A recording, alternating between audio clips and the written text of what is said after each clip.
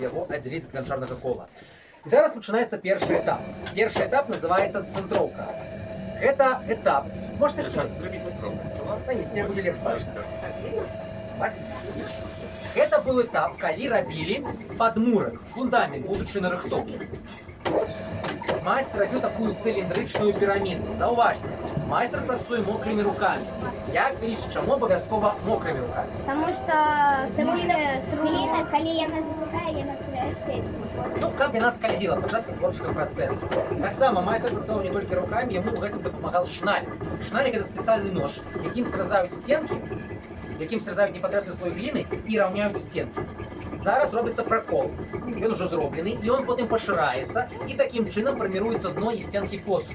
А затем стінки будуть витягуватися в спеціальну форму. Эта форма називається кубик або циліндр. На ваш погляд, скільки була товщина стінок у звичайному ганчарному посуді? На ваш погляд? Скільки? Ну не бойся, кажи, не бойся. У нас тут не экзамен. 1 сантиметр.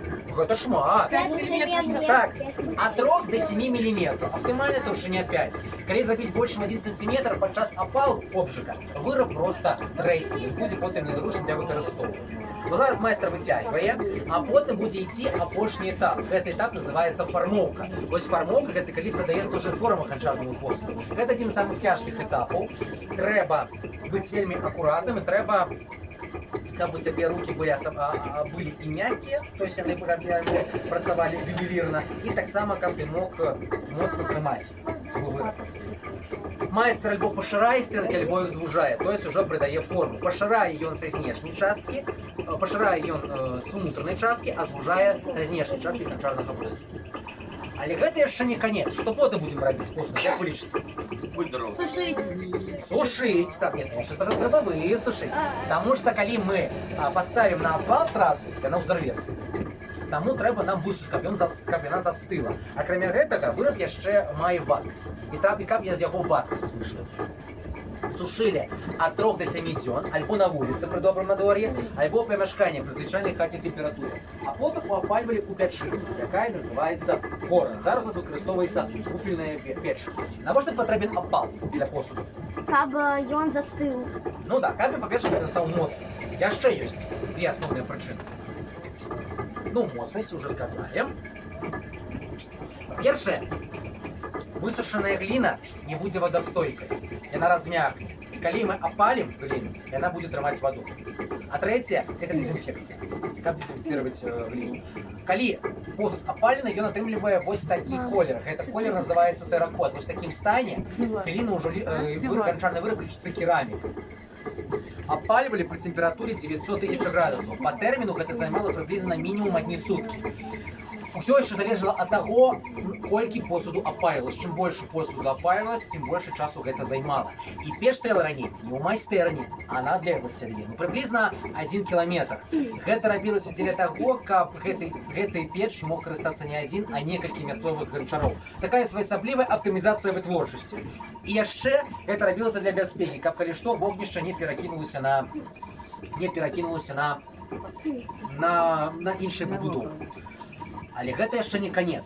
Што потым рабілі з посудам, калі мы хацім ім захоўваць ежу, альбо, напрыклад, харчавацца, альбо рыхтаваць рэжу. Што нам трэба з ім зрабіць абавязкова? Так, апрацаваць, каб ён не ўпітываў вадкасць, а таксама, каб праз яго вада не прасочвалася, таму што гліна матэрыял порысты. І ў яго вялікая колькасць маленькіх дырчак, які называюцца поры. І іх трэба зачыніць. На тэрыторыі Беларусі выкарыстоўвалася 3 асноўных спосаба апрацоўкі. Пра іх я вам зараз больш падрабязней распавяду. А давайте пакуль паглядзім, што ў нас атрымалася. Што ў нас атрымалася? Талерачка. Талерачка, правильно. Зараз майстар з рэзкай яе будзе здымаць. Ён падразае. А чаму ніткай? А не ножом? А таму што нож будзе завязвацца, а нітка яна праходзіць лепш. І трэба зараз будзе яе высушыць, потым апаліць, а потым апрацаваць. Было 3 асноўных спосаба апрацоўкі. І так, вось гэты спосіб трапіў до нас са старажытнага Егіпту. Магчыма, дарослыя ведаюць, як ён называецца. Чым пакрываюць посуд? Лазур, да. Способ называецца па-руску лазуроўка, альбо па-беларуску паліва. Толькі не кажыце глазіровка. Глазіровка гэта сырочка. Глазіровка гэта спосаб, калі бралі спецыяльны парашок, які называецца глазур.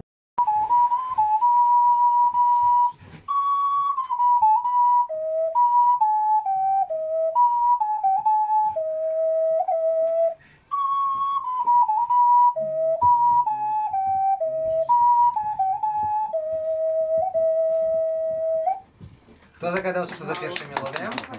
Привет. Темную ножку.